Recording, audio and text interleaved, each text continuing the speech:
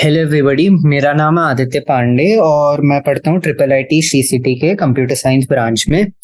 तो पिछले क्लास में हमने chemical bonding and molecular structure की ये एग्जाम्पलर क्वेश्चंस हमने सॉल्व करना शुरू कर दिया था। अगर मैं ये नोट्स दिखाऊं आपको, और इसमें हमने दो तीन इंपॉर्टेंट कॉन्सेप्ट वापस कवर करे थे। एक तो हमारा हाइब्रिडाइजेशन था, उसके बाद हमारा हाइड्रोजन बॉन्डिंग था अलोंग विद डाइपोल मोमेंट्स, और फिर हमने देखा नंबर सिग्मा और पाई बॉन्ड्स कितने होते हैं। मॉलिक्यूलर ऑर्बिटल थ्योरी हमने देखा, जिसमें हमने देखा कि वो generally atomic number less than 20 पे अप्लाई होता है, और कि एटॉमिक नंबर अगर हमारा 7 से कम है तो क्या पर्टिकुलर केस लगता है, और अगर हमारा 7 से ज्यादा है तो क्या पर्टिकुलर केस लगता है। और इन्हीं सब बातें कर करके, क्वेश्चन सॉल्व कर करके हमने जो है आपका सिंगल आंसर टाइप यानी कि ये मल्टीपल चॉइस क्वेश्चंस टाइप 1 के हमने पूरे खत्म कर दिए थे। अब हम स्टार्ट करने वाले हैं मल्टीपल चॉइस क्वेश्चंस पार्ट 2 के, यानी कि अब यहां से आपका स्टार्ट होता है 1 और मोर टाइप आंसर्स करेक्ट। ठीक है, अब आ जाते हैं हम आइडेंटिकल बॉन्ड ऑर्डर पे। तो 23rd क्वेश्चन बोलता है विच of the following has an identical bond order. Identical bond order के लिए एक तरीका ये है जो मेरे को पर्सनली अच्छा लगता है, शॉर्टकट तरीका, और वो है कि हम कैलकुलेट कर लेंगे टोटल नंबर ऑफ इलेक्ट्रॉन्स। ठीक है, अब अगर हम कर लेंगे, कैलकुलेट करेंगे टोटल नंबर ऑफ इलेक्ट्रॉन्स, जैसे अगर हम ले Cn माइनस, तो Cn माइनस में कितने इलेक्ट्रॉन्स होंगे? कार्बन के 6 इलेक्ट्रॉन्स होंगे, नाइट्रोजन के 7 इलेक्ट्रॉन्स होंगे, और इसके 1 इलेक्ट्रॉन होंगे। तो अगर हम इसे ऐड कर देंगे तो 14 इलेक्ट्रॉन्स आ जाते हैं, राइट। अगर ये, तो हम ऐसे total number of electrons calculate कर लेंगे, और जिन जिन का सेम आता है उनका सेम नंबर ऑफ इलेक्ट्रॉन्स है, मतलब टेक्निकली, राइट। तो इसीलिए उनके बॉन्ड ऑर्डर्स भी सेम होंगे। तो जैसे मैंने आपको Cn का निकाल के दिखा दिया, फिर मैंने आपको दिखा दिया, अब मैं NO दिखा देता हूं। ठीक है, NO मैंने आपको ये दिखा दिया, और N में कितना होता है? N में होते हैं 7, राइट, 7 होते हैं, और O में होते हैं आपके 8, और एक प्लस चार्ज है, मतलब ये सब्ट्रैक्ट करोगे। ठीक है, तो एक प्लस चार्ज है तो ये होगा 7 प्लस 8 माइनस 1। 7 प्लस 8 माइनस 1 होता है आपका 14 फिर से। तो अभी हम देख सकते हैं, एक तो हमारा Cn माइनस और NO प्लस दोनों का 14 आया था हमारा। ठीक है, इसी के साथ अगर हम O2 माइनस का कैलकुलेट करें, अब O2 में कितना होता है? 16 इलेक्ट्रॉन्स होते हैं। ठीक है, 16 में क्योंकि -1 चार्ज है, हम एक और इलेक्ट्रॉन ऐड कर देंगे तो 16 प्लस 1 वो हो जाएगा 17। सिमिलरली O2 2 माइनस में क्या होगा? 16 प्लस 2 उसका आ जाएगा 18। तो इस क्वेश्चन में हम क्लियरली ये देख सकते हैं कि हमारा Cn माइनस और NO माइनस दोनों के पास सेम नंबर ऑफ इलेक्ट्रॉन्स है। ठीक है, और क्योंकि इनके पास सेम नंबर ऑफ इलेक्ट्रॉन्स है, इनका बॉन्ड ऑर्डर भी सेम आएगा। तो आपके 23rd का जो ऑप्शन है वो है ऑप्शन ए और ऑप्शन बी। अब आ जाते हैं वापस हमारे लिनियर डेटा स्ट्रक्चर्स पे। ठीक है, अब अगर आप इनका लुईस स्ट्रक्चर बना सकते हो तो वेरी गुड, नहीं तो हाइब्रिडाइजेशन का भी हमने देख रखा था। ठीक है, अब आ जाते हैं हम, तो BeCl2 ये अब एक जनरल फॉर्म ही हो जाता है, सब जानते हैं कि जो BeCl2 होता है ये हमारा लीनियर होता है हमेशा। BeCl2 लीनियर होता है। उसके बाद NCO प्लस नॉन लीनियर है, ये एक डिफरेंस याद रखना। NCO प्लस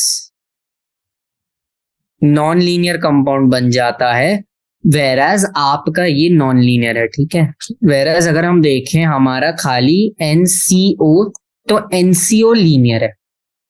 ये याद रखना, ये बेसिकली चार्ज की वजह से थोड़ा यहाँ पर खेल हो जाता है और इसीलिए ये नॉन लीनियर बन जाते हैं। NCO लीनियर, लेकिन NCO प्लस नॉन लीनियर है। अब आते हैं हम NO2 पे। तो NO2 का स्ट्रक्चर क्या होता है? NO, ऐसा कुछ स्ट्रक्चर होता है NO2 का, राइट।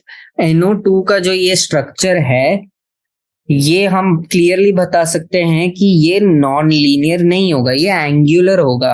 लोन पेयर भी तो बचा है यहाँ पर, राइट। लोन पेयर है। और इसका अगर आपको जानना है तो इसका एक्चुअली होता है बॉन्ड 120 डिग्रीज वाला, तो ये हो जाता है प्लेनर टू बी ऑनेस्ट। ठीक है, अब आ जाते हैं CS2। CS2 CO2 की तरह ही है, क्योंकि सल्फर और ऑक्सीजन सेम ग्रुप में आते हैं, है ना। तो क्योंकि सल्फर और ऑक्सीजन सेम ग्रुप में आते हैं, दोनों का ऑलमोस्ट सेम प्रॉपर्टीज है, तो CO2 और CS2 का सेम है, तो वो भी लीनियर प्रॉपर्टीज करेगा। तो दो कंपाउंड यानी कि आपका BeCl2 और आपका CS2, इस केस में ये दोनों ही जो कंपाउंड्स हैं ये आपके लीनियर स्ट्रक्चर होंगे। अब iso electronic, CO is iso electronic. Iso electronic का बेसिक ये मतलब है कि जिन कंपाउंड्स के इलेक्ट्रॉन काउंट सेम हो उनको हम बोल देते हैं आइसो इलेक्ट्रॉनिक। तो CO का इलेक्ट्रॉन काउंट कितना है? कार्बन, ऑक्सीजन, ठीक है। तो कार्बन की तरफ से कितने इलेक्ट्रॉन आते हैं? 6 इलेक्ट्रॉन आते हैं, राइट। और ऑक्सीजन की तरफ से 8 इलेक्ट्रॉन आते हैं, तो टोटल इसमें 14 इलेक्ट्रॉन्स होते हैं। CO में 14 है। अब आपको देखना है NO प्लस, N2, SnCl2 और NO2 माइनस में किन किन के पास 14 होता है। तो अगर मैं NO प्लस देखूं तो N के पास होता है 7, O के पास होता है 8, और क्योंकि प्लस चार्ज है हम यहाँ पर -1 कर देंगे इन दोनों को ऐड करके, राइट। तो क्योंकि हम -1 कर देंगे इन दोनों को ऐड करके इधर, तो ये आ जाएगा 14। तो क्लियरली NO प्लस का तो सेम है CO के साथ। अभी हम अगर देखें हमारा N2 जो है, तो हमारा N2 में क्या है? 7 + 7, 7 + 7 हो जाएगा। 7 + 7 कितना होता है? 14 होता है। तो इसके पास भी 14 इलेक्ट्रॉन्स हैं, ठीक है। 7 + 7, इसमें भी 14 इलेक्ट्रॉन्स हैं हमारे पास, तो इसीलिए ये भी 14 होता है।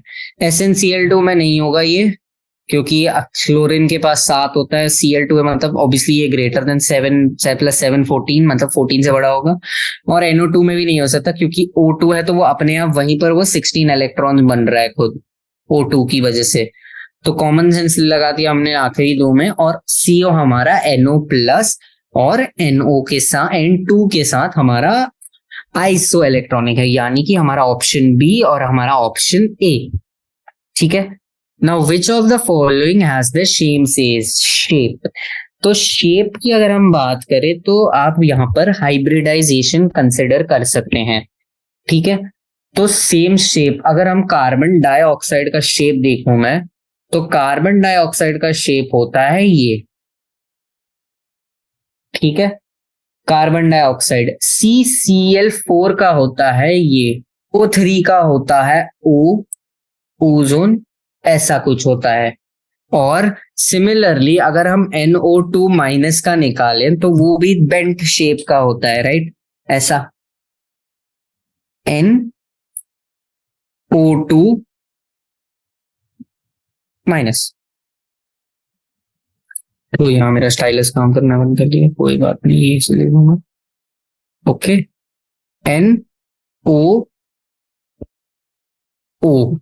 अब ये देख सकते हो आप, ओजोन और NO2 का सेम शेप होता है। ये हमारा लीनियर है, ये हमारा टेट्राहेड्रल है, और ये दोनों हमारे बेंट है, ठीक है। तो ये बेंट है और इन दोनों का सेम होता है, किसका? O3 और NO2 माइनस का। तो अगर हम देखें हमारे इस वाले क्वेश्चन में जो है, हमारा O3 और NO2 माइनस जो है वो हमारा करेक्ट ऑप्शन है, यानी कि हमारा ऑप्शन C और हमारा option D। Okay, next question पे अगर हम आए, विच of the following is correct about CO3 2 minus, ठीक है। CO3 2 माइनस का स्ट्रक्चर अगर मैं बनाऊं तो वो होता है ये C double bond O, single bond O, single bond O, और जो आपका 2 माइनस चार्ज है वो एक इस ऑक्सीजन एटम पे है और एक इस ऑक्सीजन एटम पे है। ये हमारा CO3 माइनस का स्ट्रक्चर है। अब क्वेश्चन आता है, is this sp3 hybridised? Is this sp3 hybridised? नहीं, ये sp2 हाइब्रिडाइज्ड है, क्योंकि इसमें 1 2 3 ठीक है, 1 2 3। तो यहाँ पर स्टेरिक नंबर 3 है, 3 में हमने देखा था वो sp2 होता है। Okay, the resonance structure has CO single bond and 2 CO double bond. अगर हम इसका रेजोनेंस स्ट्रक्चर बनाए तो ये क्या होगा? रेजोनेंस अगर आप लोगों ने पढ़ी है तो आपको पता है कि इलेक्ट्रॉन बेसिकली हमारे पूरे कंपाउंड के अराउंड शेयर होते हैं, राइट? तो ये जो 1 इलेक्ट्रॉन है वो यहाँ आएगा, ये यहाँ आएगा, तो इसका स्ट्रक्चर कुछ फिर बन जाएगा ये वाला कार्बन, ये हमारा डबल बॉन्ड हो, फिर ये हमारा O माइनस और ये हमारा O माइनस। एक और तरीका क्या है, ये हम वाला इधर आ जाएगा और ये वाला इधर आ जाएगा, राइट? तो ये तब क्या बन जाएगा, ये बन जाएगा CO माइनस, O माइनस और डबल बॉन्ड O। तो आपने ये देखो, हम इसको कंफ्यूजन ना हो तो हम ये ऑक्सीजन को भी number 1 number 2 number 3, number 1 number 2 number 3, number 1 number 2 number 3। तो हम क्लियरली यहाँ देख सकते हैं कि हमने तीनों ऑक्सीजन की रेजोनेंस वो निकाली और हर उसमें एक डबल बॉन्ड आ रहा है और 2 सिंगल बॉन्ड आए हुए हैं। तो हमेशा की ये जो ऑप्शन है सेकंड वाला भी ये गलत है। Average formal charge on each oxygen unit is क्या? ओके, तो अब आप एवरेज चार्ज कैसे निकालोगे? आप हर एक ऑक्सीजन का फॉर्मल चार्ज निकालोगे, ठीक है? अब हर एक ऑक्सीजन का फॉर्मल चार्ज निकालने के बाद, क्योंकि कितने नंबर ऑफ ऑक्सीजन एटम्स हैं टोटल 3, राइट? तो हम क्या करेंगे, सम ऑफ फॉर्मल चार्जेस को डिवाइड कर देंगे हम 3 से, ठीक है? अगर हम बात करें फॉर्मल चार्ज को आप कैसे कर सकते हो, ऊपर आए वापस, ठीक है? ये था हमारा ओरिजिनल स्ट्रक्चर, वापस ही बना देता हूं मैं। इसका स्ट्रक्चर था double bond C single bond O O, ठीक है? तो इसका फॉर्मल चार्ज कितना होगा? 0। फॉर्मल चार्ज मैंने पिछले क्लास में बता दिया था, basically valence electrons minus lone pair minus half into bonding electrons का ये जो फॉर्मूला है ये हमें हमारा फॉर्मल चार्ज देता है, ठीक है? तो फॉर्मल चार्ज इसका 0 आएगा, ओके, और इन दोनों का -1 आएगा, ठीक है? ये दोनों जो हमारे ऑक्सीजन एटम्स हैं इन दोनों में -1 आएगा। अब हम क्या करेंगे, अब हमें इसका खाली वो ले लेना है, स्ट्रक्चर ले लेना है, मतलब सम ले लेना है। तो 0 -1 -1 होगा, 0 -1 -1 होगा और 0 -1 -1 को हम डिवाइड कर देंगे 3 से। तो ये कितना होगा, ये होगा हमारा -2 डिवाइडेड बाई 3। अब क्योंकि ये -2 डिवाइडेड बाई 3, इसका तो मॉड ले लेना, ठीक है? अब इसका मॉड आएगा 0.6666, ऐसे 6 रेकरिंग में चला जाएगा। तो ये अप्रोक्सीमेटली इसका अप्रोक्सीमेशन होगा 0.67। मतलब है कि ये हमारा जो है ये करेक्ट है, ऑप्शन नंबर 3 करेक्ट है। अब हम ऑप्शन नंबर 4 अगर देखें, all CO bonds are equal, ये ट्रू है रेजोनेंस की वजह से। क्योंकि रेजोनेंस प्रेजेंट है तो हमारा एंड का एक हाइब्रिड स्ट्रक्चर बनेगा जो कि कुछ ऐसा दिखेगा, जहां पर ये है C double bond O O, है ना? क्योंकि रेजोनेंस तीनों एटम्स के बीच में करेक्टली सूट होता है तो वो कुछ ऐसा बनेगा उसका हाइब्रिड स्ट्रक्चर, ओके? तो देख सकते हो कि हाइब्रिड स्ट्रक्चर की वजह से तीनों का लेंथ जो है सेम होगा, तो option number 4 is also correct. अब आते हैं हम 28th क्वेश्चन पे। डायामैग्नेटिक स्पीशीज आर दोज, अच्छा मैं ये एक ट्रिक बता देता हूं आप लोगों को।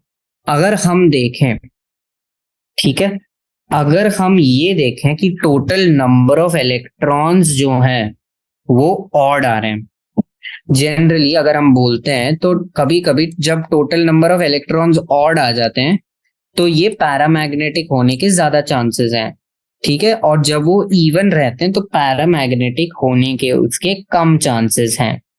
ठीक है, ये रहता है सीन, यही है। ठीक है, अब अगर मैं आपको दिखाऊं N2 में टोटल नंबर ऑफ इलेक्ट्रॉन्स कितने हैं? N2 में तो बस 7+7 है, तो N2 में वो क्या है, वो 7+7 ही आ रहा है, यानी कि 14 है, तो N2 में 14 आ रहे हैं, राइट। अब N2 2 माइनस ले लेंगे तो 14 के 2 कम हो जाएंगे, राइट। लेकिन अब देखो, मैंने बोल रहा था ये ऑलवेज ट्रू नहीं होगा, क्योंकि जो यहाँ पर आपका MOT लगेगा ना, जब हम बोल रहे हैं MOT जब मैं लगाऊंगा इसमें, तो जब आप N2 2 माइनस का स्ट्रक्चर बनाओगे, देखो अगर आपको डायमैग्नेटिक प्रॉपर्टीज निकालने हैं तो बेस्ट अप्रोच है आप उसमें मॉलिक्यूलर ऑर्बिटल थ्योरी लगाओ। शॉर्टकट एक कभी कभी काम करने वाला मेथड है कि अगर वो ऑड होता है तो वो जनरली पैरामैटिक होता है, अगर वो इवन होता है तो वो मोस्ट ऑफ द केसेस में डायमैग्नेटिक होता है, लेकिन हर केस में पॉसिबल नहीं है। सेफ अप्रोच तो ये है, ठीक है, मॉलिक्यूलर ऑर्बिटल थियरी लगाने में। अब मॉलिक्यूलर ऑर्बिटल थियरी में आपको वापस याद करने हैं वो सारे सीक्वेंस जो थे, वो सीक्वेंसेस अगर आपने एक बार याद कर लिए, मतलब ये मैंने आपको पिछले क्लास में भी बोला था कि वो आप याद करो, जो सीक्वेंसेस बने थे मेरे, मतलब N2 के N2 माइनस N2 प्लस, है ना, N2 2 माइनस N2 ऐसे बनते रहेंगे वेरी मोर। तो फिर आपको बेसिकली क्या करना है, मॉलिक्यूलर ऑर्बिटल थ्योरी आप लगाओ और फिर ये क्वेश्चन कर लो। ठीक है, तो इसका ऑप्शन में अगर आपको बता दूं, ऑप्शन ए और ऑप्शन डी, यानी कि ये वाले आपके ऑप्शन ए और ऑप्शन डी जो है ये हमारे डायमैग्नेटिक स्पीसीज होंगे, और ये अगर हम देखें ऑप्शन 3 एंड ऑप्शन जो ये 2 है ये हमारे पैरामैग्नेटिक निकलेंगे, क्योंकि यहाँ पर ये पाई ऑर्बिटल्स की वजह से इसमें एक एक लोन इलेक्ट्रॉन्स पाई ऑर्बिटल्स में बचे रहेंगे, हमारे पाई स्टार PX/PY और पाई PX/PY ऑर्बिटल्स में। अब आ जाते हैं same bond order. Same bond order वाला तो हमने एक ऐसे करा था, आइडेंटिकल बॉन्ड ऑर्डर वाला क्वेश्चन है, ठीक है, आप वो का तरीका भी लगा सकते हो, या फिर आप चाहो तो जो हमने बॉन्ड ऑर्डर का फॉर्मूला पढ़ा था जो कि था number of bonding electrons minus number of anti bonding electrons divided by 2, ये वाला फॉर्मूला भी आप लगा सकते हो हर चीज के स्ट्रक्चर। ये अगेन मॉलिक्यूलर ऑर्बिटल थियरी का पार्ट आ जाता है, जो कि हमने पिछले क्लास में अच्छे से डिस्कस करा था कि कब लगेगा, क्या स्पेशल केस लगते हैं, तो तब वो आप कर लेना। सेम बॉन्ड ऑर्डर का खेल पूरा है, और इसके में आंसर में हमारा C और D होगा, यानी कि हमारा जो F+ है और O2 माइनस है। ठीक है, question number 30, which of the following statements is not correct? NaCl is an ionic compound, so it should be a good conductor of electricity in solid state. ये करेक्ट है, क्योंकि NaCl ionic है, मतलब उसमें present है हमारे ions, ठीक है, और आयोन्स जितने ज्यादा प्रेजेंट है उतनी ज्यादा तुम करंट पास कर सकते हो, मतलब कंडक्ट कर सकते हो, तो वो गुड कंडक्टर बन जाते हैं। In canonical structure there is a different arrangement of atoms. ठीक है, तो हमने पढ़ा था कैनोनिकल स्ट्रक्चर्स क्या होता है। सबसे पहले तो जब अगर हम ऊपर जाएं और हम अपना CO3 का एग्जांपल देखें, तो ये एक अलग कैनोनिकल स्ट्रक्चर है, ये एक अलग कैनोनिकल स्ट्रक्चर होता है, और ये एक अलग कैनोनिकल स्ट्रक्चर होता है। आप सारे कैनोनिकल स्ट्रक्चर्स को एक साथ कंबाइन करोगे तो आपको आपका हाइब्रिड स्ट्रक्चर मिलता है, ये वाला। ठीक है, तो हम देख सकते हैं अरेंजमेंट डिफरेंट है। अगर मैं दिखाऊं, यहाँ देखो, पहले वो 1O के साथ डबल बॉन्ड था, अब यहाँ पर इस वाले के साथ है, ठीक है, फिर भी वो इस वाले के साथ ही है, तो अब इस वाले के साथ, मतलब तो आप देख सकते हो अरेंजमेंट ऑफ एटम्स चेंज हो रहे हैं, तो मतलब ऑप्शन 2 भी आपका करेक्ट है। Hybrid orbitals form stronger bonds than pure orbitals, ये क्या सही बात है? नहीं, ये गलत बात है। और VSEPR theory can explain the plane square planar geometry of XeF4, ये भी गलत बात है। नहीं तो आपका आगे जो VBT था, वैलेंस बॉन्ड थियरी, और आपका जो MOT था, ये सब क्यों आते फिर, है ना? क्योंकि वेस्पर थियरी में थोड़े फ्लॉज थे, क्योंकि वो बहुत ज्यादा जनरलाइज फॉर्म था, तो VSEPR theory can not explain the square planar geometry of XCF4। अब आते हैं हम शॉर्ट आंसर टाइप्स में, जो कि हमारा क्वेश्चन नंबर 31 से स्टार्ट होता है। ओके, क्वेश्चन नंबर 31 से स्टार्ट होता है। अब हम देखते हैं, explain the non linear shape of HS2 and the non planar shape of PCl3 using your valence bond theory. ठीक है, तो सबसे पहले इसके लिए मैं HS2 का स्ट्रक्चर बना देता हूं। देखो, सेम वाटर के स्ट्रक्चर की तरह इसका भी स्ट्रक्चर होगा। ओके, कोई रेस कर देते पहले। ठीक है, HSH। ठीक है, इसमें एक लोन पेयर इधर और एक लोन पेयर इधर है। सिमिलरली अब मैं दूसरे से PCl3 के स्ट्रक्चर बना देता हूं, तो Cl और Cl। ठीक है, तो ये हमारा PCl3 का स्ट्रक्चर है। अब SH2 में आप देख सकते हो कि इसमें 2 बॉन्डेड एटम्स हैं और इसमें 2 लोन पेयर हैं, यानी कि टोटल क्या है इसमें 4 वाले। ये हमारा वो केस है स्टेरिक नंबर 4 का, जहां हमारे पास 2 बॉन्ड एटम्स हैं और 2 लोन पेयर वाले एटम्स हैं, राइट।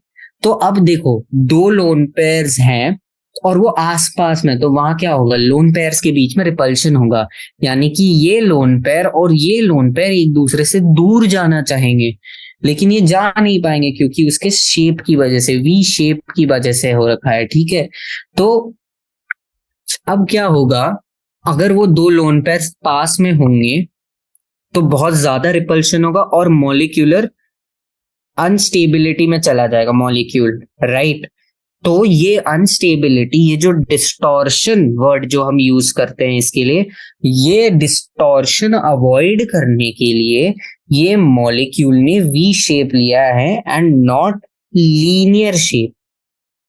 ठीक है, मैं फिर से समझाता हूं, हमारे जो ये हैं, राइट, ये हमारे फोर स्टेरिक नंबर 4 के सीरीज में आते हैं। स्टेरिक नंबर 4 के जनरल स्ट्रक्चर है टेट्राहेड्रल। तो अब टेट्राहेड्रल तो ऐसा कुछ होगा, राइट, S और फिर लोन पेयर और फिर H। तो यहां पर डिस्टॉर्शन पैदा होगा, ये देखो यहां पर, ये ही डिस्टॉर्शन अनस्टेबिलिटी लाएगा। अब क्योंकि डिस्टॉर्शन अनस्टेबिलिटी ला रहा है, कंपाउंड को स्टेबल रहना, तो वो क्या करेगा, वो एक नया स्ट्रक्चर ढूंढेगा अपने आप स्टेबल बनने के लिए। तो वो नया स्ट्रक्चर जो है वो बेंट फॉर्म में आता है। सिमिलर लॉजिक हम बना देते हैं PCl3 का, क्योंकि PCl3 में लोन पेयर है ऊपर P के, है ना, कायदे से इसको भी टेट्राहेड्रल ज्योमेट्री के अंदर जाना चाहिए क्योंकि इसमें भी स्टेरिक नंबर 4 आएगा। लेकिन क्या है कि यहाँ पर जो लोन पेयर है वो डिस्टॉर्शन क्रिएट कर रहा है, और डिस्टॉर्शन अवॉइड करने के यही बेस्ट फॉर्म है कि ये जो हमारा PCl3 है वो एक नॉन प्लेनर शेप ले, ताकि वो रिपल्शन कम फेस करे, डिस्टॉर्शन कम हो। ठीक है, तो ये रीजन है आपके 31st क्वेश्चन का। आई होप आप समझ गए होंगे। नेक्स्ट हम आते हैं हमारे 32nd क्वेश्चन का।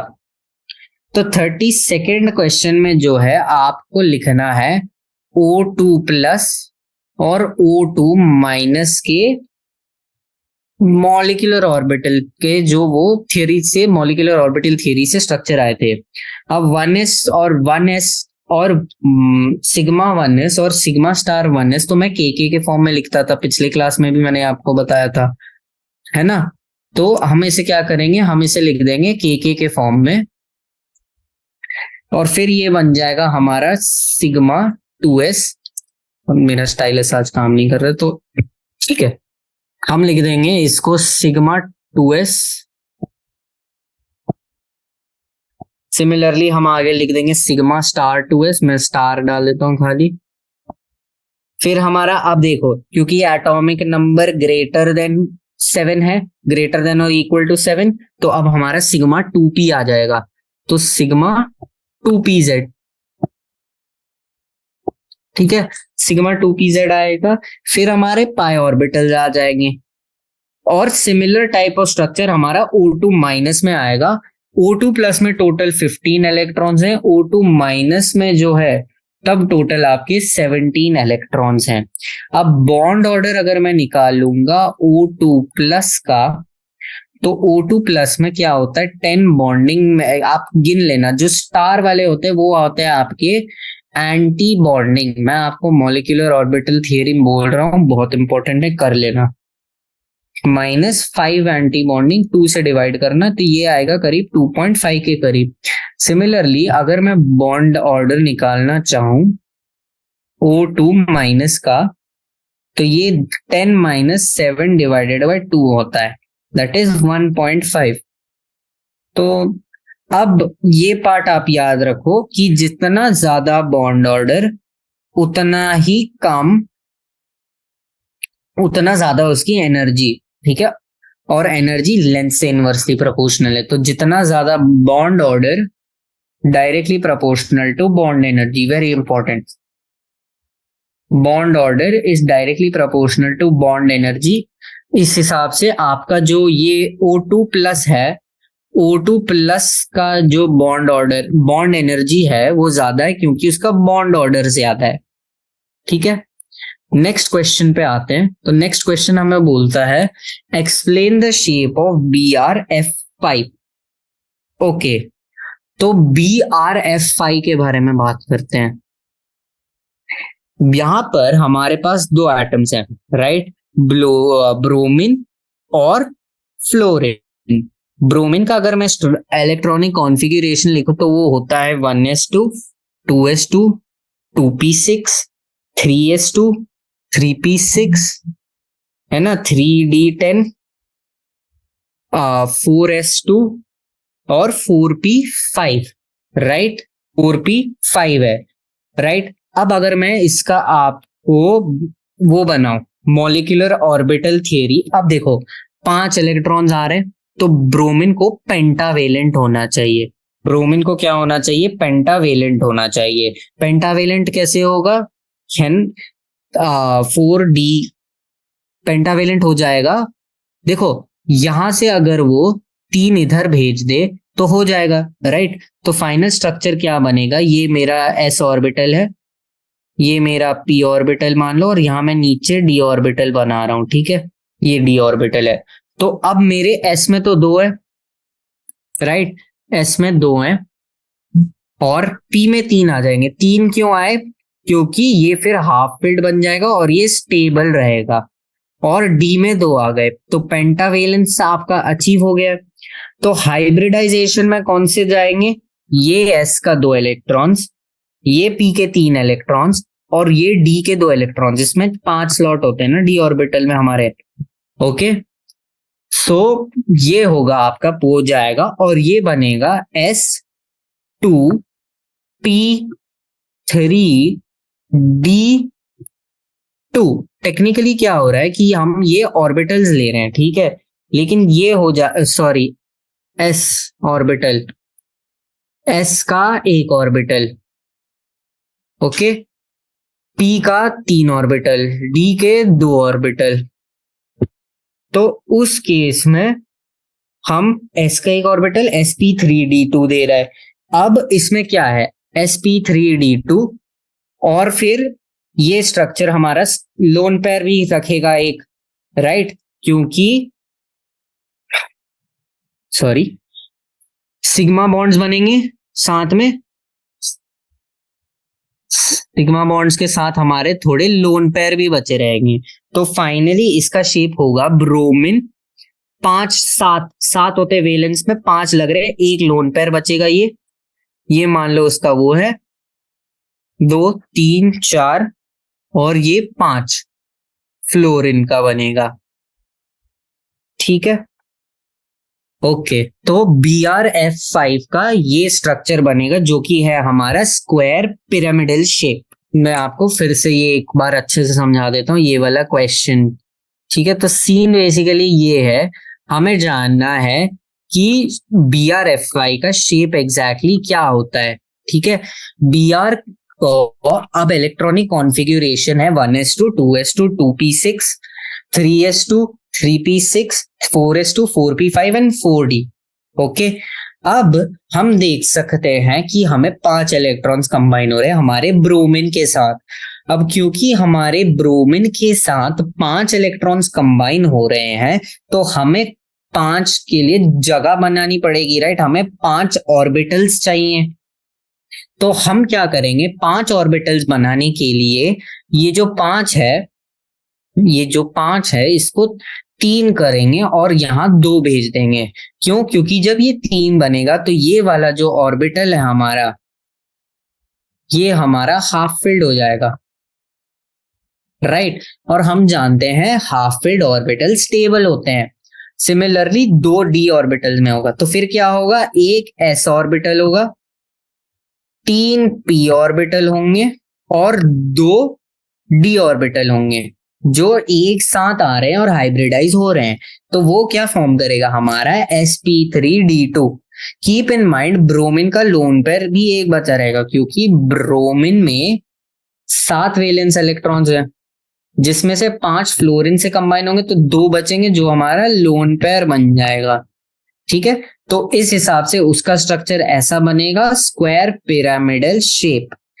तो आप याद रख सकते हो sp3d2 में अगर लोन पेयर आता है तो ये स्क्वायर पिरामिडल शेप में बनता है। ओके, अब आते हैं 34 क्वेश्चन में। ये लो पूरा क्वेश्चन आता रहा है एक स्क्रीन में इससे। ठीक है, तो हमें दिया है 2 मॉलिक्यूलर कंपाउंड। एक तो है ये जो बेंजीन में नाइट्रेट और OH कनेक्टेड है, मतलब अल्कोहल। ये जो अल्कोहल है इसका स्ट्रक्चर ये है, N double bond O minus, right, and OH। दूसरा हमारा है ये बेंजीन OH और जो ऊपर लगता है वो NO डबल बॉन्ड O है, राइट। अब क्वेश्चन बोलो, विच of the following will have intermolecular hydrogen bonding and which of the following will have intramolecular hydrogen bonding. ठीक है, तो इंटरमोलिक्यूलर हाइड्रोजन बॉन्डिंग और इंट्रामोलिक्यूलर हाइड्रोजन बॉन्डिंग में सबसे पहले डिफरेंस क्या है। तो इंटरमोलिक्यूलर जो होता है, इंटरमोलिक्यूलर मतलब 2 या 2 से ज्यादा मॉलिक्यूल्स के बीच। ठीक है, इंटर का मतलब ये होता है और इंट्रा का मतलब ये होता है कि एक ही मॉलिक्यूल के अंदर। अब हमें पता है कि ये देखो 3 पोजीशन होते हैं, राइट, हमारे साइक्लिक उसमें फंक्शनल ग्रुप के साथ, या तो ऑर्थो, या तो मेटा, या तो पैरा। जनरली क्या होता है, ऑर्थो केस में सबसे ज्यादा इंट्रा दिखता है, वो मैं अभी दिखाऊंगा क्यों, और पैरा केस में सबसे ज्यादा इंटर दिखता है। ठीक है, अब रीजन समझते हैं।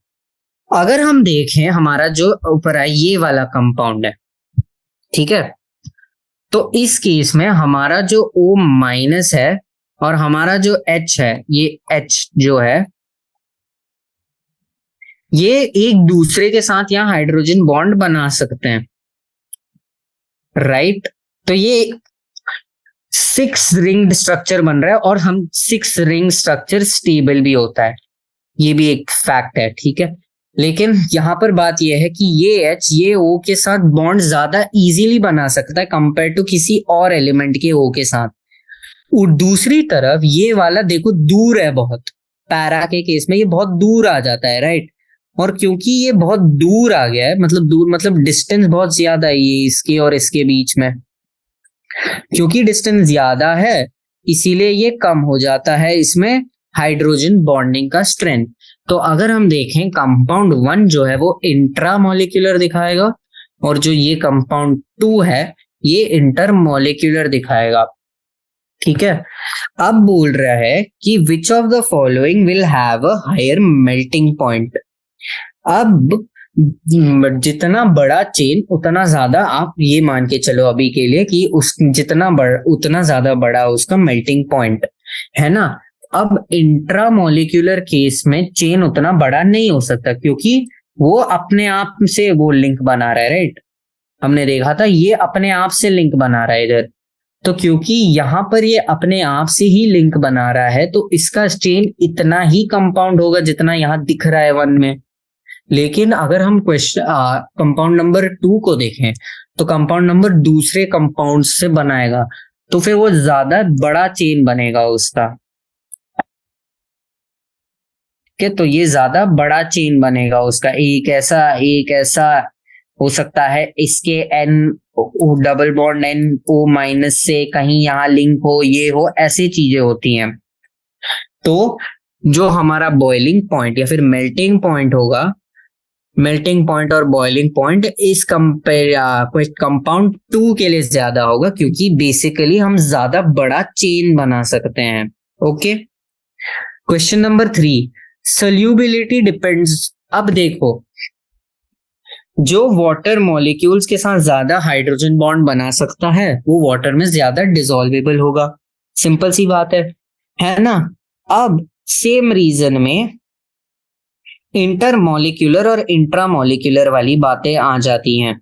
इंटरमॉलिक्यूलर क्योंकि वो सेम रीजन जैसे हमने पिछले में देखा था, खुद के टाइप के एटम्स के साथ ज्यादा बॉन्ड बनाती है। अगर मैं ये खुद के एटम से बॉन्ड बनाएगा, एक इधर से कनेक्ट, एक इधर से, एक इधर से, एक इधर से, राइट। तो क्योंकि ये खुद के एटम्स के साथ बॉन्ड बना सकता है ज्यादा, तो ये वाटर के साथ क्यों नहीं बना सकता जब वाटर भी हाइड्रोजन और ऑक्सीजन ही कंसिस्ट करता है, राइट। तो वो वाटर के साथ भी बॉन्ड बना सकता है। तो इसीलिए क्योंकि वो वाटर के साथ बॉन्ड बना सकता है तो वो ज्यादा सोल्यूबल हो सकता है। ओके, अब आते हैं हम 35th क्वेश्चन पे। ऑलराइट, 35th क्वेश्चन हमें ये बोलता है कि why does type of overlap given in the following figure does not result in bond formation। ठीक है, अब ये एक चीज आपको ये रखो कि पहली चीज, अगर वो सेम ऑर्बिटल्स में है, ठीक है, जैसे हमारा पहला फिगर है, ओके, तो यहां पर ये देखो, मैं जूम इन कर देता हूं इसमें थोड़ा, प्लस प्लस का ओवरलैप है, राइट। और जो प्लस प्लस का ओवरलैप है उतना ही प्लस माइनस का भी ओवरलैप है। अब क्योंकि इक्वल लेवल ऑफ ओवरलैपिंग है, ये क्या कर रहे हैं, ये कैंसिल कर दे रहे हैं एक दूसरे को। प्लस माइनस माइनस देता, प्लस प्लस प्लस देगा, तो प्लस और माइनस एक दूसरे को कैंसिल कर देते हैं। वैसा लॉजिक है यहाँ पर भी। दूसरे वाले में अगर हम देखें तो ये देख सकते हो, एक पी एक्स में, एक पी वाई प्लेन में, ठीक है। और मतलब कि ये दोनों एक दूसरे के परपेंडिकुलर हैं, और क्योंकि ये परपेंडिकुलर है, ओवरलैपिंग तो बिल्कुल ही पॉसिबल नहीं है। और क्योंकि ओवरलैपिंग बिल्कुल ही पॉसिबल नहीं है, इसीलिए हम बोलते हैं कि यहाँ जो बॉन्ड फॉर्मेशन होगा वो थोड़ा मुश्किल होगा। बॉन्ड फॉर्मेशन मुश्किल क्यों होगा, क्योंकि ओवरलैपिंग पॉसिबल ही नहीं है। और इस वाले में हमने देखा था कि देखो दोनों तो प्लेन में है, लेकिन जितना प्लस प्लस में जा रहा है उतना प्लस माइनस में भी जा रहा है, और क्योंकि दोनों में सेम अमाउंट ऑफ वो सेम रिजल्ट होगा, नेट रिजल्टेंट 0 आता है। ओके, अब हम आ जाते हैं PCl5 पे। ठीक है, इससे पहले मैं हमारा जो हाइब्रिडाइजेशन टेबल बनाया था हमने, उसको थोड़ा और आगे बढ़ाना चाहूंगा। तो हमने पिछले क्लास में हाइब्रिडाइजेशन टेबल नंबर 4 तक देख लिया था, राइट, स्टेरिक नंबर 4। मैं वापस एक पूरा समरी टेबल यहां बना देता हूं।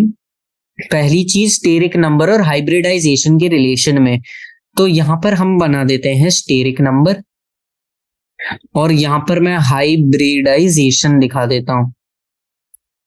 स्टेरिक नंबर 2 का जो हाइब्रिडाइजेशन है वो है हमारा sp। स्टेरिक नंबर 3 का हाइब्रिडाइजेशन है हमारा sp2। 4 का है sp3। 5 से हमारा sp3d स्टार्ट होता है। 6 से हमारा होता है sp3d2। ठीक है, 6 तक ठीक है, 6 तक ही पढ़ा है हमने ज्यादातर। ठीक है, तो ये हमारा ये टेबल, आप एक टेबल याद रख लो कि स्टेरिक नंबर और हाइब्रिडाइजेशन के बीच में क्या रिलेशन है। ओके, दूसरा टेबल जो हम देखते हैं, मैंने पिछले क्लास में फोर्थ स्टेरिक वो दिखा दिया था आपको, अब फिफ्थ और सिक्स्थ का देख लेते हैं जल्दी से, फिर अगला वाला क्वेश्चन करेंगे। अब स्टेरिक नंबर 5 के अंदर कितने केस होंगे? 4 केस होंगे, सिंपल सी बात है। 5 0 4 1 है ना, 3 2 और 2 3 है ना। अब इस केस में शेप हो जाता है trigonal pyramid, bi pyramidal. Bi pyramidal इस केस में हमारा हो जाता है सीसॉ, इस केस में हमारा हो जाता है टी शेप्ड, और इस केस में जो है तब हमारा हो जाता है लिनियर। ठीक है, ये पढ़ा था। सिक्स का अगर हम देखें तो अब 6 के में हमने 5 केसेस होंगे, लेकिन 5 में से हम जनरली 3 केसेस सबसे ज्यादा यूज करते, तो मैं वो 3 यहां पर लिख दूंगा, जो कि है 6 0 5 1 और 4 2। ये हमारा बाउंडेड एटम्स है, ये हमारा लोन पेयर है। ठीक है, सेकंड कॉलम। 6 0 के केस में तो ये सीधे ऑक्टाहेड्रल होगा। 5 1 के केस में क्या होगा? ये हो जाएगा हमारा स्क्वायर प्लेनर, जैसे हमारा वो BRF5 वाला सीन हो गया, राइट। मैं अगर आपको ये दिखाऊं, पिछले ऊपर जाएं थोड़ा, तो हमारा कहा गया BRF5 का अगर हम देखें तो इसका स्ट्रक्चर आ रहा है square pyramidal. Same same same scene यहीं पर है, तो ये होगा हमारा स्क्वायर पिरामिडल, और ये हो जाता है हमारा स्क्वायर प्लेनर। तो इसमें हम एक्सटेंशन कर रहे हैं आज दो चीजों का, जो कि है स्टेरिक नंबर 5 और स्टेरिक नंबर 6। और स्टेरिक नंबर 6 में जो ज्यादा यूज होता है मैंने वो वाले आपको बता दिए। अब ये ध्यान रखते हुए, जो अभी अभी आपको मैंने ये सब बताए हैं, अगर हम इसको ध्यान रखते हुए देखें तो 36 क्वेश्चन बोल रहा है, explain why PCl5 is trigonal bipyramidal whereas IF5 is square pyramidal। ठीक है, अब अगर हम देखें PCl5 क्या होगा, PCl5 बेसिकली sp3d हाइब्रिडाइजेशन में आएगा। ठीक है, sp3d हाइब्रिडाइजेशन में, जिसका स्टीरिक नंबर होता है 5, क्योंकि उसमें लोन 5,0 शेप में आ रहा है, वो 5,0 शेप होता है ट्रिगोनल बाइपिरामिडल का। PCl5 का स्ट्रक्चर होता है ये PCl Cl Cl, ऊपर एक Cl और नीचे एक Cl। फॉस्फोरस में 5 ही पेंटावेलेंट इलेक्ट्रॉन, पेंटावेलेंट है फॉस्फोरस, तो कोई लोन पेयर नहीं है ना, तो ये 5,0 के स्ट्रक्चर में आ जाता है। ये आप हाइब्रिडाइजेशन के थ्रू बता सकते हैं। IF5 का वेरस से सीन पूरा अलग हो जाता है। IF5 हमारा BRF5 के ही सिमिलर है। ठीक है, तो इसके दो रीजन, एक तो ये वाला आप बता सकते हैं शॉर्टकट वाला मेथड जो मैंने आपको बताया है, और दूसरा मेथड है जो हमने ये BRF5 के लिए यूज करा था, वही मेथड आप यहाँ पर भी लगवा सकते हो। ठीक है, तो ये रहा वो पूरा टेबल, अगर आपको स्क्रीनशॉट लेना तो यहाँ पर स्क्रीनशॉट ले सकते हैं। ठीक है, अब आते हैं हम क्वेश्चन नंबर 37 पे। क्वेश्चन नंबर 37 बोल रहा है कि इन वाटर, ठीक है, water and dimethyl ether, dimethyl ether का स्ट्रक्चर दिया है हमें, मतलब ओवरऑल स्ट्रक्चर, प्रॉपर स्ट्रक्चर नहीं। Oxygen atom is centre atom and has the same hybridisation, yet they give different bond angles. ठीक है, अब बेसिक सवाल यह है कि भैया जो हमारा पी वाटर है और जो हमारा डाइमीथाइल ईथर है, इनके तो स्ट्रक्चर्स कंपेल पूरी तरह सेम होंगे, राइट। वाटर का स्ट्रक्चर हम सभी को पता है, वाटर का स्ट्रक्चर है H। ठीक है, वाटर का स्ट्रक्चर क्या है? HOH। और ऑक्सीजन के दो लोन पेयर इधर होते हैं, ये और ये और ये और ये। ठीक है, और हमारा जो ये है डाइमीथाइल ईथर है, इसका स्ट्रक्चर है क्या? CH3OCH3, right. अब इसके भी ये दिखा रहा है दो लोन पेयर है, यहाँ पर मैं इजी डायग्राम के लिए सेम शेप बनाया, इनका शेप सेम नहीं है और क्वेश्चन यही पूछ रहा है कि शेप सेम नहीं है, बॉन्ड एंगल सेम नहीं है, रीजन क्या है। तो देखो सिंपल सी बात यह है कि जो CH3 ग्रुप्स हैं, ठीक है, वो उनके बीच में वो बड़े ग्रुप्स हैं, हाइड्रोजन के कंपेयर टू वो ज्यादा बड़े ग्रुप्स हैं। अब क्योंकि वो ज्यादा बड़े ग्रुप्स हैं, जब वो ऑक्सीजन के इन लोन पेयर्स के क्लोज आएंगे तो ये फील करेंगे रिपल्शन, ठीक है। और रिपल्शन मतलब डिस्टॉर्शन, मतलब अनस्टेबिलिटी।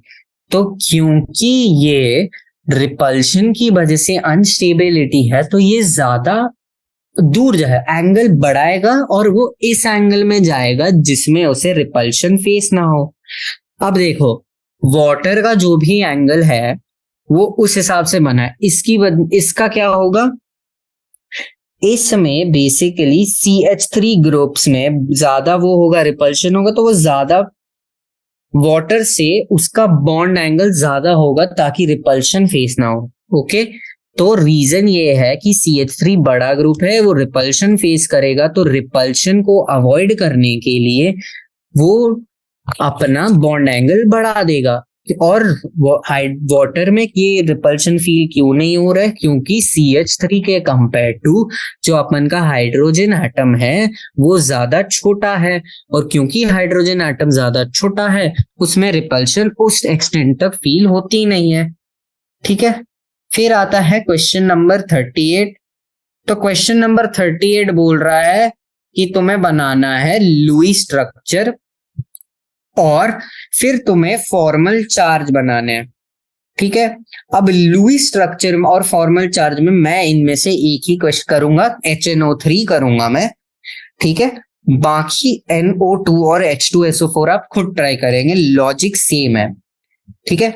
अब देखो लुई स्ट्रक्चर बनाने का एक तरीका होता है, HNO3 में हमारा सबसे पहले हमें अपना सेंट्रल एटम ढूंढना है। अब जनरली सेंट्रल एटम वो एटम होता है जो सबसे कम नंबर में पाया जाता है, तो HNO3 में H कम है, N कम है, दोनों 1 है और ऑक्सीजन 3 है, राइट। अगर मैं यहां लिख देता हूं HNO3, तो H भी 1 है, N भी 1 है। अब क्या करोगे, अगर सेम आ रहे हैं तो ज्यादा इलेक्ट्रोनेगेटिव एटम ले लो, वो तुम्हारा सेंट्रल एटम बन जाएगा। ज्यादा इलेक्ट्रोनेगेटिव सेंट्रल एटम बन जाएगा मतलब तुम्हारा नाइट्रोजन तुम्हारा सेंट्रल एटम बन जाएगा। अब क्या करो, O O O H, satisfied. एक एक एक एक करा हमने सेटिस्फाई, ठीक है। नाइट्रोजन में 2 लोन पेयर बचे और ऑक्सीजन के ये इलेक्ट्रॉन्स बचे, ये ये ये ये ये बेसिकली जो ऑक्सीजन के लोन पेयर्स हैं, राइट।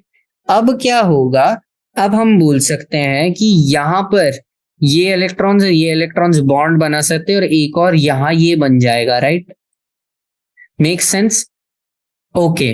तो ये भी बन जाएगा डबल बॉन्ड। अब देखो बस सबके ऑक्टेट सेटिस्फाइड है, जी हाँ बिल्कुल सबके ऑक्टेट सेटिस्फाइड हैं। अब हम आ जाते हैं फॉर्मल चार्ज के कैलकुलेशंस के ऊपर। तो अगर हम फॉर्मल चार्ज का कैलकुलेशंस करें तो हमें एक तो फॉर्मूला मेथड पता है जो कि था number of valence, central atom में कितने वेलेंस इलेक्ट्रॉन्स होते हैं, माइनस जो हमारे सेंट्रल एटम के लोन पेयर्स होते हैं, और 1 और हाफ इनटू जितने हमारे वो लोन पेयर वैल्यू जितने हमारे बॉन्डिंग इलेक्ट्रॉन्स होते हैं, ठीक है। तो अब हमारा ये तरीका फॉर्मल चार्ज कैलकुलेट करने का, हम क्या करेंगे कि हम फॉर्मूला लगा लेंगे। हम बोल रहे हैं इसको हम बोल देंगे O1, ठीक है। इस वाले को हम बोल देंगे 2, इस वाले को हम बोल देंगे 3, ताकि हमें कंफ्यूजन ना हो कि किस टाइम पे मैं किस ऑक्सीजन के बारे में बात कर रहा हूं। O1 का फॉर्मल चार्ज अगर तुम निकालोगे तो ये आएगा 0, ठीक है। O2 का अगर हम फॉर्मल चार्ज निकालेंगे वो आएगा -1। फॉर्मल चार्ज मैंने पिछले वीडियो में आपको बता दिया था कैसे करना है। और O3 का अगर हम फॉर्मूला ये चार्ज निकालेंगे तो इसका भी आएगा 0। नाइट्रोजन का +1 आएगा। मैंने बेसिकली ये क्वेश्चन इसलिए करा ताकि हमें एक आइडिया आ जाए कि लुईस स्ट्रक्चर कैसे बनाना था। +1 आता है और हाइड्रोजन का 0 आ जाता है, ठीक है। तो 1 0, इसका मैं दूसरे कलर से लिख लेता हूं तो कंफ्यूजन नहीं होगा आपको।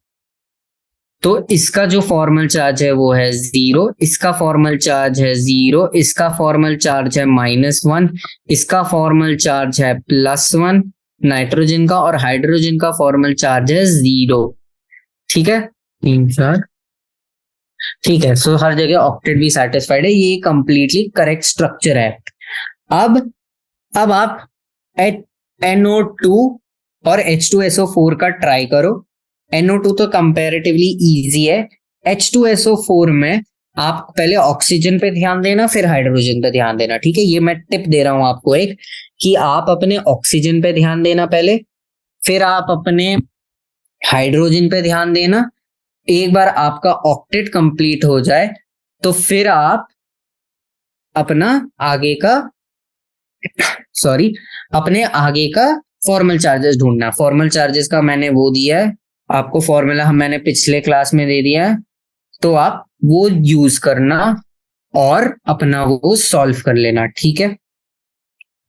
ओके, मैं अभी आपको 39th क्वेश्चन अगर पढ़ाऊं तो the energy of 2p sigma 2pz orbitals, molecular orbital same thing, is greater than pi 2px and pi 2py।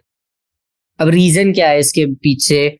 Right a complete sequence of energy level, reason बाद में बताऊंगा। Write a complete sequence of energy level in the increasing order, compare the relative stability.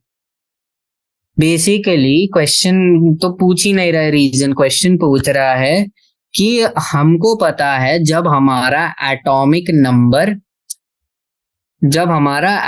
Number होता है greater than और equal to 7, तो हमारे पाई 2px 2py पाई 2py से पहले हमारे सिग्मा 2pz आ जाता है। हमने ये हमारे MOT में देखा था, हमारे मॉलिक्यूलर ऑर्बिटल थियरी में देखा था। अब ये बोल रहा है कि तुम ये देखो, तुम इनके मॉलिक्यूलर ऑर्बिटल स्ट्रक्चर्स लिखो, और एक बार तुमने इनके मॉलिक्यूलर ऑर्बिटल स्ट्रक्चर्स लिख दिए, फिर तुम इसकी स्टेबिलिटी और इसके मैग्नेटिक मोमेंट पे ध्यान दो। मतलब इसके स्टेबिलिटी और मैग्नेटिक मोमेंट पे ध्यान दो। कमेंट करो, ध्यान दो से मतलब मैग्नेटिक बिहेवियर। तो मैग्नेटिक बिहेवियर मतलब वो पूछ रहा है डायामैग्नेटिक या फिर पैरामैग्नेटिक। ये क्या है, क्या ये डायामैग्नेटिक है या फिर ये पैरामैग्नेटिक है, ये बताना है, ठीक है। तो ये क्वेश्चन मैं अज्यूम कर रहा हूं कि आप खुद कर सकते हैं कि डायामैग्नेटिक पैरामैग्नेटिक आप देख लेना। अगर फाइनल अकेले अकेले इलेक्ट्रॉन्स मिलेंगे, जैसे अगर आपको मान लो पाई स्टार 2py 1 मिला, तो ये देखो यहाँ 1 है तो ये पैरामैग्नेटिक होंगे, एक उसमें 2 इलेक्ट्रॉन्स हो सकते हैं, राइट। तो 1 है मतलब वो अनपेयर्ड है, मतलब वो पैरामैग्नेटिक सिचुएशन बन जाता है। ओके, 40th क्वेश्चन अगर हम देखें, what is the effect of the following process on the bond order. तो देखो अब हमारा बॉन्ड ऑर्डर क्या है, ऐसे याद रखो कि इलेक्ट्रॉन्स अगर कम हो जाएं तो तुम्हारा या तो बॉन्डिंग एटम कम होगा, बॉन्डिंग इलेक्ट्रॉन, या तो तुम्हारा नॉन बॉन्डिंग इलेक्ट्रॉन्स ज्यादा होगा। ओवरऑल काम ये होगा कि तुम्हारा जो बॉन्ड ऑर्डर वाला फॉर्मूला है, बॉन्ड ऑर्डर का क्या फॉर्मूला देखा था हमने? बॉन्ड ऑर्डर का फॉर्मूला देखा था number of bonding minus number of anti bonding divided by 2। हमने ये फॉर्मूला देखा था, राइट। ओवरऑल हमारा न्यूमरेटर कम हो जाता है जब हम इलेक्ट्रॉन्स लूज करते हैं, और न्यूमरेटर का वैल्यू बढ़ जाता है जब हम इलेक्ट्रॉन्स गेन करते हैं, ठीक है। मैं ये लिख देता हूं यहां पर। तो हमने पढ़ा था बॉन्डिंग उसमें कि बॉन्ड ऑर्डर में कि number of bonding minus number of non bonding या anti bonding divided by 2। Now on losing electron basically क्या होता है, numerator increases. sorry, numerator decreases, and on gaining electron numerator increases. अब बताओ, बॉन्ड ऑर्डर कुछ है, 40 के फर्स्ट में हम इलेक्ट्रॉन लूज कर रहे हैं, तो क्या होगा, bond order total number of electrons कम होंगे, राइट। और ये हमारे कहां से लूज होंगे, क्योंकि ये हमारे लूज होंगे सिग्मा 2p z ऑर्बिटल से। जब हम मॉलिक्यूलर स्ट्रक्चर बनाएंगे, एमओटी यूज करेंगे, तो ये हमारा 2p सिग्मा 2p z से जाएगा, मतलब हमारा क्या कम होगा, बॉन्डिंग इलेक्ट्रॉन्स कम होंगी। अब क्योंकि हमारा बॉन्डिंग इलेक्ट्रॉन्स कम हुआ, तो ये न्यूमरेटर का वैल्यू कम हो गया, तो बॉन्ड ऑर्डर कम हो गया, ठीक है। आप एमओटी लगाओ और एमओटी से इसका प्रॉपर वैल्यू आराम से निकाल सकते हो। मैं एक रफ आइडिया दे रहा हूं ताकि आप उस आइडिया पे बिल्डअप कर सको, ओके। अब मान लो O2 प्लस में क्या होगा, 16 पे कम होगा, लेकिन O2 प्लस में वो एंटी बॉन्डिंग से जाएगा। अब क्योंकि वो एंटी बॉन्डिंग से जाएगा, है ना, on losing electron from bonding, on losing electron from anti bonding orbitals, तो न्यूमरेटर बढ़ जाता है, ठीक है। तो हमने कंप्लीट कर दिए हैं अब 40 क्वेश्चंस इस चैप्टर के। हमारे टोटल क्वेश्चंस हैं शायद 68 क्वेश्चंस थे चैप्टर में, हाँ। तो 68 क्वेश्चंस हम धीरे धीरे करेंगे, अभी हम 40 क्वेश्चंस कंप्लीट कर चुके हैं, और फिर अगले क्लास में हम 41st क्वेश्चन से स्टार्ट करेंगे। मैं अभी भी आपको बोल रहा, हाइब्रिडाइजेशन और मॉलिक्यूलर ऑर्बिटल थियरी अच्छे से पढ़ के आना। अगले क्लासेस से मैं वो